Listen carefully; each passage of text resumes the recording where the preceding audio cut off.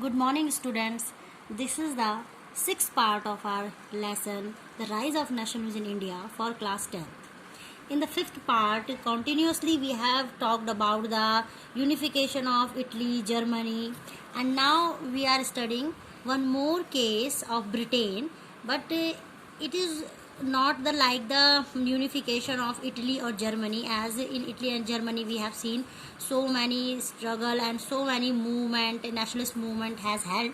In the case of Britain, how the Britain got the unification and how this case is different from the Italy and Germany, we are going to discuss. So the unification of Britain is different, that as in the case of Italy and Germany, here means in Great Britain's formation of the nation states was not result of a sudden violent change or revolution. It means in when we study the making of Great Britain, so it is not the result of suddenly the violent change or any revolution. The unification of Great Britain was the result of long drawn out process. It means the whatever unification has held, it was a long you can say long drawn out of process, and it has involved so many attempts gradually and slowly, and then ultimately Great Britain unified. As you can see in the you can say this flow chart, that Great Britain was earlier having three parts. One is Scotland, second Wales, and third England. So what is Great Britain? It is necessary to know about that when we say Great Britain, then how many countries, which country involved in it. So when we say Great Britain, then it includes Scotland, Wales and England. Then these three countries united and made one union called Great Britain. So Great Britain, whenever we talked about Great Britain, it means it included Scotland, Wales and England. So the unification of Great Britain, when Northern Islands added with this union, the union of three countries. One is Scotland, second Wales and third is England. When with this union of three countries we added Northern Ireland, then it is called UK. It means United Kingdom. It means when you are saying United Kingdom, it means it will be having Scotland, Wales, England and Northern Ireland. Now, when remaining Republic of Ireland included with the United Kingdom, then it formed British Isles, means British Islands. So it is necessary to give you the introduction, because in continuity we are going to take the name as British Island, as United Kingdom and Great Britain. So it is necessary that how the different countries come together, and how we can say that United Kingdom means the Scotland, Wales, England and Northern Ireland. Then if we say British Island, so British Islands mean when we add the remaining Republic of Ireland with this United Kingdom, then it is known as British Islands. And British Islands, once again a quick review, British Islands included United Kingdom plus Republic of Ireland. It is Ireland. United Kingdom involved Great Britain, and in Great Britain we are having the three countries combination, Scotland, Wales and England. So before discussing that how the unification in United, you can say Great Britain has held, then this structure is very much you can say important to know about. So in the case of Britain, there was no idea about nation state at all. So when we trace the history that how the Great Britain unified, then there is no connection with the formation of Great Britain with the feeling of nation state. These people were not aware about the nation states, about the democracy at all.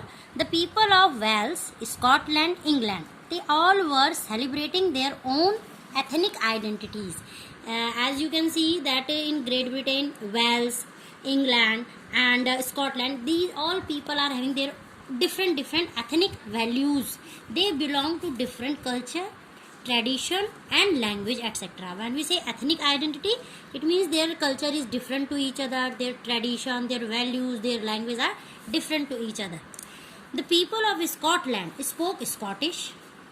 The people of Ireland spoke Irish language, so in their language, their tradition are different to each other. Now, the question arises that how these different ethnic background people formed a nation state, because ultimately the unification of Great Britain has held, but it is definitely different from the unification of Italy and Germany. Among all the countries like Ireland, Scotland, Wales, England emerged as a powerful country. When we see the history, that is in the making of unification of Great Britain, among these all three countries, England emerged as a powerful economic country, as during the industrialization period, so much of economical development has held in England. So among these three countries, England became a economically powerful country. That's the reason that England wanted to expand its territory and political power. That's why it was a great reason that England wanted to expand its political power as well as its territory also. That's why and economically, so there in England is having so much of advancement. So that's why they also want politically to be empowered, as well as in their territories should be expanded by them. Now, for this England, what they have done to expand their political boundary and their territories, for this England first dilute the monarchy system. So first of all, they dissolved the monarchy system, and in 1688 the constitutional monarchy system was introduced in England. Means England formed its parliament, which limits the power of monarch. So first, you can say administrative and politically change what the England has done, that they have converted the pure monarchy system into constitutional monarchy. It means there will be a parliament and there will be a monarch, but his power will be limited within the parliament. So they have introduced to expand their territorial boundary, to expand their political power, they first of all they developed the constitutional monarchy. Then, so at first English ethnic group became powerful. So as they spoke English language, the people of England, so they you can say the first English ethnic group became powerful. That's why the first priority, that definitely the English group of people, it means the native of England, became very powerful. Second, the England tried to merge Scotland. Now step by step, as we have seen that unification of Great Britain has held a long history. It was having a continuous process. So second, England wanted to merge its territory with Scotland, and for this what they have done, what strategy they implemented, that first of all England, the Protestant was in majority and rich in England. As we have seen, the one thing I want to introduce before telling you that how England tactfully merged the Scotland with its territory, that in England there were Christian, and the Christianity divided into Protestant and Catholics. So in England the Protestant was in majority. They were also Christian, but there were two segments between the Christianity. So in England the Protestant was in major number, and they are rich also, because they have to be rich as England become a economically powerful country. Now the terms you have to remember, the Christianity divided into two segments. First is Catholics and second is Protestant. They both belong to Christianity, but their views are different. As Catholics were the conservative Christians who belong and who believe the old traditional you can say Christian principle, and Protestant involved, it was also Christian, but they are reformed follower of the Christianity, as whatever you can say modification, advancement they thought according to the new time, they added them, and that's why they are different from the Catholics. So in England, when England decided to merge its territory with Scotland, they first, the Protestant who are in majority in number and rich also, what they have done, that England tried to support financially the Protestant in the Scotland. That first strategy they implemented, they economically they start to support the Protestant who lived in the Scotland. In Scotland, they were Catholics also and the Protestant also. So they started to support economically to the Protestant in the Scotland, and then to expand its territory with the help of Act of Union 1707 signed. That with the Scotland, the England had signed the Act of Union in 1707, and it was after this Act of Union, England merged with Scotland. Yeah, you can say Scotland merged with the England, and the result of this Act of Union in 1707 is that United Kingdom of Great Britain was formed. So when we say that United Kingdom of Great Britain, it means now the Wales, Scotland was under the Great Britain. So it was known as the United Kingdom of Great Britain was formed. Now the Great Britain supported to the Northern Ireland's Protestant. Now what the second, that how they want to expand its territory, they also want to expand its territory to the Northern Ireland. Now they again support the Protestant in the Northern Ireland. Then in 1801, finally the Northern Ireland merged with the United Kingdom. So you can see that first after under the Act of Union, the England expand its territory to the Scotland. So Scotland merged with the England. Then United Kingdom was formed.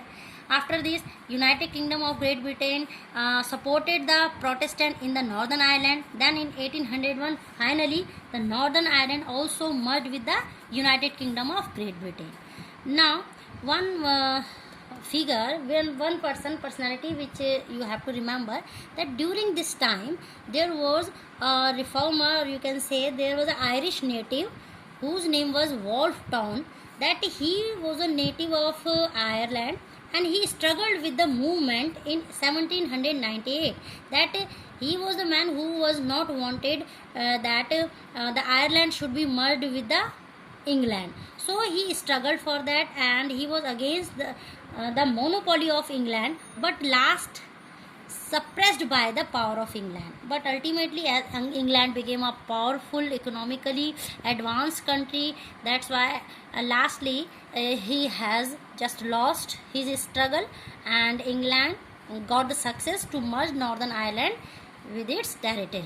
So it is very necessary to remember that who was Wolfe Tone for 1 mark question. It is important, and it is related to the you can say Ireland, when Ireland merged with the United Kingdom of Great Britain. So in this manner, unification of Great Britain completed. So this is all about that how the unification of Great Britain completed, how the Great Britain come to an existence. And you can see that there was not any nationalist feeling, any nationalist movement. It was a long term process how the people come to know about their ethnic cultural value, and among them England emerged as a economically powerful country, and finally England merged the Scotland and the Northern Ireland within it, and then it formed as a Great Britain unification. Now they have you can say that territorially though England covered all these other neighboring countries with its territory, but now question arises that what is that how the people of different countries like Northern Ireland, like Wales, like Scotland, how these all people get a sense of collective identity. So for collective identity, the United Kingdom came up with the following changes. How the United Kingdom come to with a unique and collective identity. First, they have the British flag introduced. They introduce a British flag in the favor of England.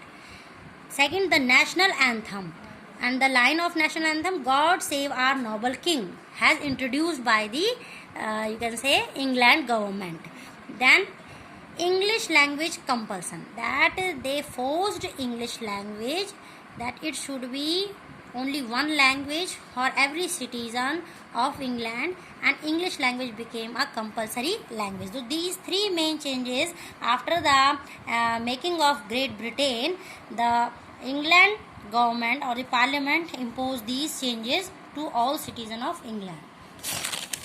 Now visualizing, the another important heading is that visualizing the nation. As we have covered so many revolution movement, nationalist movement in the rise of nationalism in Europe, then the one important heading that how the authors and the painters and the poets come up with the imaginary form of nation, how they spread the idea with the help of idols, with the help of paintings, with the help of different allegory to unify the nation.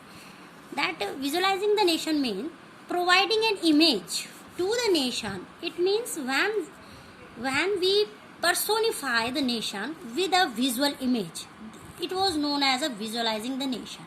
As we Indians personify the image of Bharat Mata for our nation, India. As you can see that when somebody asks us that what is your motherland, then we say India. Then how we personify our India? In the form of Bharat Mata. It is a personification of our motherland. In the same way, during the you can say French Revolution, during the Russian Revolution, during the unification of Germany, the different allegory or the you can say visual image has portrayed by the painters to spread the idea of nationalism. Now we are studying here that artists in 18th and 19th century found a way to represent their country through an image. They represented the country as it was a person. For instance, during French Revolution in 1789, artists used the female allegory to portray ideas such as liberty means freedom, justice and republic. Through that particular allegory, they defined the liberty, justice and republic. Then in France, female allegory invented during the 19th century named Marigny, as it was a popular Christian name which underlined the idea of a people's nation.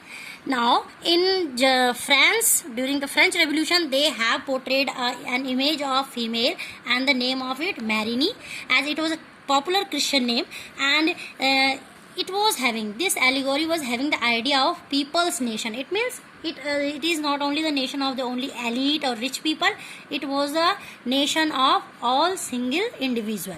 Now similarly in German nation, female figure has used to represent nation state feelings with the allegory named Germania.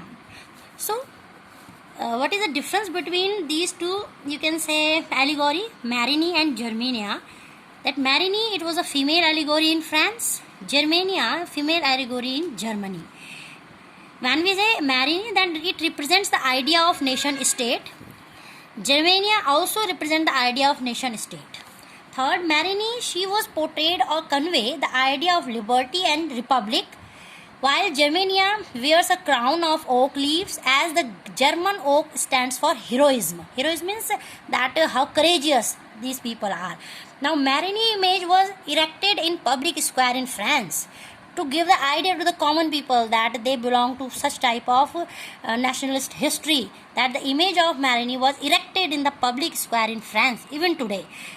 Next, it was also marked on coins and stamps. You can see that how significant these images are, that as in our currency and coins we are having the logo Satyamev Jayate, or you can say truth alone prevails, that the image of Marigny also marked on coins and stamps in France. So it was the significance of these allegory, or you can say visual image, during the French Revolution, during the German unification, or when we can say that these female allegory used as a symbol of nationalist movement in European nation.